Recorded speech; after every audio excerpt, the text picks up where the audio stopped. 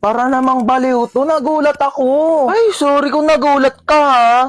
Natutulog kasi ako dito sa kwarto ko tapos bigla kang tatabi sa kama ko. Naka-aircon dito di syempre dito ako tatambay, lo. Ginagawa mo dito, te, di naman kita pinapunta. Bakit? Pinapasok ako ni tita Tsaka, girl, magre-review tayo, exam na bukas.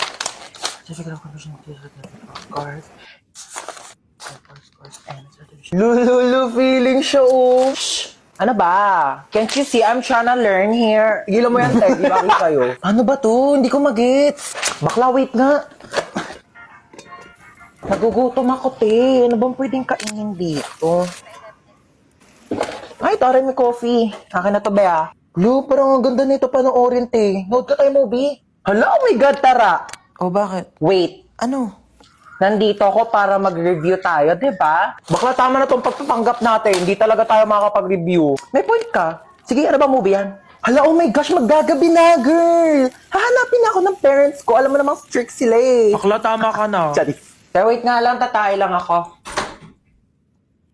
Oh, asan na yun? Mamuwi na siya? Aba, ewan ko. Baka umuwi na. Taray, ang agumuwi, oh. Makakaligo na din ako. What should I wear? Charis, kala mo damitan ko no? Bakla, ano ginagawa mo dyan?